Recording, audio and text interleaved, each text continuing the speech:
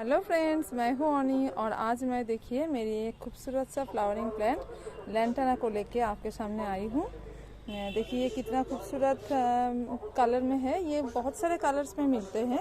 मेरे पास जो है देखिए ये कैसे पहले जब खिल रहा है कली से तो फिर येलो कलर में रहता है। येलो से धीरे धीरे ऑरेंज होता है, ऑरेंजिश येलो हो जाता है, फिर उसके बाद रेड कलर में खिलता है।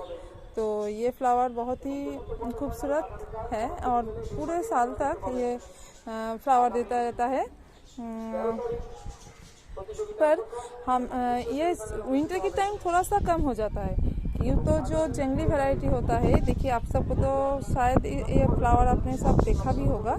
ये जो जंगली वैरायटी है जो रास्ते में मिलता है रोड साइड में कहीं भी, तो वो विंटर के टाइम कुछ प्लांट्स तो गायब हो जाते हैं पर सीड से फिर वो ग्रो हो जाता है।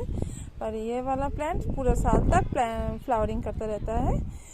तो इसके सॉइल मिक्सचर के बारे में पहले हम बात कर लेते हैं। एक हिस्सा देखिए 4 पार्ट में हम इक्वल पार्ट में गार्डन सॉइल में सैंड और जो कंपोस्ट है या भार्मी कंपोस्ट या तो काउडंग कंपोस्ट आप कुछ भी ले लीजिए और उसके साथ 1 पार्ट आप कोकोपीट में डाल लीजिए, क्योंकि इसमें ये मॉइस्चराइजर लविंग प्लांट है और पर इसमें पानी होल्ड हो जाए ऐसा भी नहीं चाहिए। तो फिर इसीलिए सैंड भी मिलाया है हमने और कोकोपीट भी मिलाया है। दोनों से ही एयरेशन अच्छी रहेगी। तो फिर इसीलिए ज़रूर ये करना है। अगर आपके पास अगर चिकनी मिट्टी हो, अगर आपके गार्डन सॉइल ज़्यादा सैंडी नहीं है तो फिर आप उसके साथ परलाइट मिला लीजिएगा। सैंड की जगह पर आप परलाइट मिला लीजिएगा, फिर ड्रेनेज ठीक रहेगा। पर हमारे यहाँ के सॉइल कुछ सैंडी है, बहुत ज़्यादा चिपका हुआ नहीं है, सैंडी नहीं है। जो सॉइल सैंडी भी नहीं है पूरा और फिर पूरा चिपका हुआ भी नहीं है, ठीक ठाक है सॉइल। तो फिर हमें इसी सॉइल मिक्सचर में काम चल जाता है। और उसके साथ आप एक मुट्ठी हॉर्न डस्ट, बोन डस्ट और नीम की खली भी मिला लीजिएगा और उस सबको मिला के आप उस सॉइल को 1 वीक या 10 डेज तक रख दीजिए। फिर उसके बाद उसी सॉइल में इस प्लांट को प्लांट कर दीजिए। तो फिर इसे देखना कितना खूबसूरत ठीक ठाक से ये ग्रो करेगा कि फिर इसको ज़्यादा फर्टिलाइज़र देने की ज़रूरत भी नहीं होगा। इसमें बहुत ज़्यादा फ्लावरिंग होता है तो बिल्कुल भी नहीं देंगे तो भी नहीं चलेगा। फ्लावरिंग के लिए फर्टिलाइज़र ज़रूर चाहिए। तो फिर आप इसमें फर्टिलाइज़र के लिए आप इसमें 10 डेज में पर वीक 1 टाइम आप इसमें थोड़ा सा जो लिक्विड फर्टिलाइज़र है, ऐसे जैसे देखिए कि नीम की खली नहीं, वो सरसों की खली, बादाम खली, नीम खली मिला के भी आप फर्टिलाइज़र बना सकते हैं, लिक्विड फर्टिलाइज़र इक्वल क्वांटिटी में। और अगर आप चाहे तो सिर्फ सरसों की खली से भी लिक्विड फर्टिलाइज़र बना सकते हैं। इससे आप फर्टिलाइज़ कर दीजिए, या तो वर्मी कंपोस्ट को पानी में मिला के पूरा रात रख दीजिए, फिर सुबह उसकी पानी से आप इसको फर्टिलाइज़ कर दीजिएगा। और फिर इसके अलावा आप इसमें जो ऐसे एक मुट्ठी वर्मी कंपोस्ट को लेके इसके सॉइल में ऐसे स्पॉट में आप इसमें अगर यहाँ पर ऊपर बिछा देंगे, मल्चिंग कर देंगे तो फिर इससे खाना मिलता रहेगा। और 15 डेज में 1 टाइम आप इसमें जो बोन डस्ट है ऐसे खाना भी दे सकते हैं। बोन डस्ट ऐसे कोई हॉर्न फ्लेक्स ऐसे दे सकते हैं, ये इसके लिए ठीक रहेगा। और फिर कभी कभी बीच में ये जो बीच में यानी कि देखिए 15 डेज में 1 टाइम मैं ऐसे करती हूँ। एक टाइम ही आप सबको मिला के ऐसे फर्टिलाइज़र बना के दे दीजिएगा। नीम की खली, हॉर्न डस्ट, बोन डस्ट और जो वर्मी कंपोस्ट, इसको मिला के दे दीजिएगा। और क्या करना है आपको, इसके लिए सनलाइट बहुत पसंद है इसको। 6 से 7 घंटे तक की सनलाइट इसको बहुत पसंद है।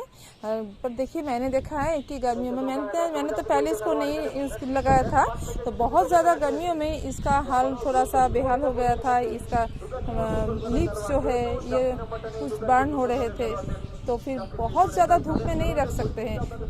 6 घंटे की पहले की धूप ठीक है, पर पूरे दिन तक धूप में अगर रखना है आपको तो फिर थोड़ा सा शेड इसको देना है, और पानी भर के दे दीजिएगा तो फिर प्रॉब्लम नहीं आएगा। पानी ज़्यादा नहीं सूखना चाहिए। बरसात में बहुत अच्छा ग्रो कर रहा है। बरसात के शुरू से ही मैंने देखा इसके लुक ही बिल्कुल चेंज हो गया है। ऐसे तो बहुत इजी है, क्योंकि ये मैंने देखा है कि ये बहुत इजीली ग्रो करता है, बहुत ज़्यादा केयर करने की ज़रूरत नहीं होती है। और फिर पेस्ट के बारे में बात कर लेते हैं अब। इसमें पेस्टिसाइड ऐसे तो बहुत ज़्यादा पेस्ट मैंने नहीं देखा है अब तक, पर पेस्ट तो अटैक करेगा ही, फ्लावरिंग प्लांट है। तो फिर आप एक काम करना, इसमें नीम ऑयल का स्प्रे एक रेगुलर बेसिस पे कर लीजिए, यानी कि 15 डेज़ में एक बार आप ये नीम ऑयल का भी स्प्रे कर दीजिएगा, या तो मंथली 1 टाइम भी। एक बरसात के टाइम आपको 15 डेज़ में एक बार तो करना ही पड़ेगा। और फिर अगर पेस्ट का अटैक हो ही जाए तो फिर आप पेस्टिसाइड इसमें स्प्रे कर दीजिए, कोई नुकसान नहीं होगा। ये हार्डी प्लांट है बहुत। और अभी इसका प्रोपगेशन के बारे में बात कर लेते हैं।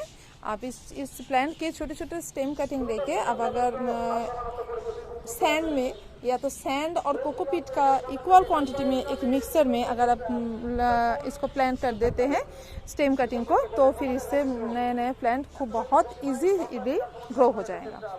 आप चाहे तो इस बरसात के टाइम पे किसी से भी ये प्लांट इसकी स्टेम कटिंग लेके ग्रो करने की कोशिश कर सकते हैं। और फिर हम जो और भी एक बहुत अच्छे कलर है, जैसे कि येलो है और पिंक है। पिंक के साथ जो येलो कलर है, इसका जो बाई कलर है ऐसा आता है। और भी अगर आप वाइल्ड जो वैरायटी है इसको लगाना चाहे पॉट में तो वो भी हो सकता है, वो भी बहुत अच्छा दिखेगा, बहुत खूबसूरत दिखता है। मुझे बहुत पसंद है पहले से ही इसको, तो फिर मैंने सोचा कि मैंने अपने गार्डन में भी लगा लूँ। तो फिर चलिए, आज के लिए इतना ही था। आप भी अगर चाहे तो इजीली फुल ईयर तक, पूरे साल तक आपको अगर अपने गार्डन में खूबसूरती चाहिए तो फिर इस प्लांट को आप चूज़ कर सकते हो।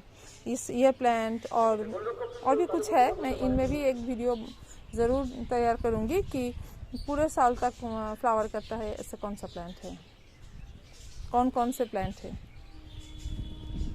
ठीक है, चलिए आज के लिए इतना ही था। अगर आपको मेरे चैनल पसंद आता है, मेरी वीडियोस, मेरी जो आइडियाज़ है आपको अच्छे लगते हैं, तो फिर आप ज़रूर इसको लाइक करना। Bye bye.